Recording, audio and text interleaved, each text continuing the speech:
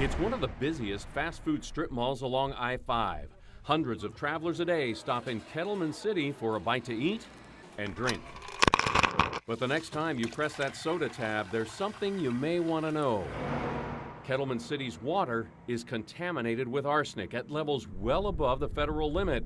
It's so bad that local residents like Maricela Marizalatorre get drinking water delivered every 2 weeks, courtesy of the state. I think people have become immune to the fact that our water quality is so poor that you can't actually drink it. But fast food restaurants here use tap water to prepare food. They even pipe it into the soda fountains. Is it safe? We decided to check it out. We took samples of water from In-N-Out, Carl's Jr., and Taco Bell. We also took a sample from Maricela's kitchen sink and brought the 4 to be tested at a lab in San Jose.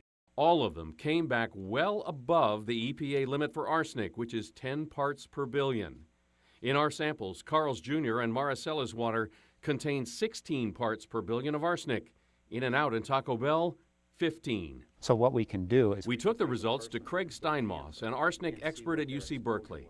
He's been studying the health effects of long-term exposure to arsenic in a region of Chile where levels are at least 10 times higher than what we found in Kettleman City. We've seen 4 to 5-fold increase rates in lung cancer, 7-fold increase rates of bladder cancer, 11-fold increase rates in the type of kidney cancer. If you take those risks and you actually linearly extrapolate down to what is the estimated risk at 10, that estimated risk is actually fairly high. He says stopping once or twice at the fast food restaurants on I-5, your risk may not be 0, but it's going to be close enough to 0. But he says you may want to think twice before making a habit out of it, especially if you're pregnant or have kids. The problem is exposure over a long period of time. Eric Schaefer, a former head of enforcement for the EPA, takes that advice a step further. If that's a problem that persists in those fast food chains, you do need to tell people, because you've got folks around the area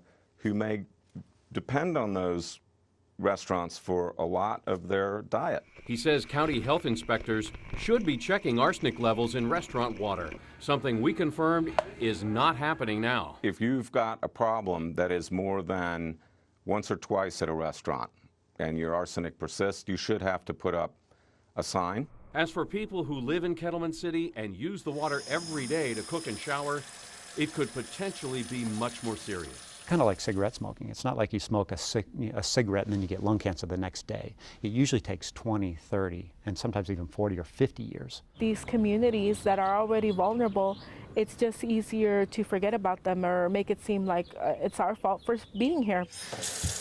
Maricela knows the risk, but doesn't see a way out anytime soon. We're not doing anything wrong. What's wrong is the water situation that needs to be fixed.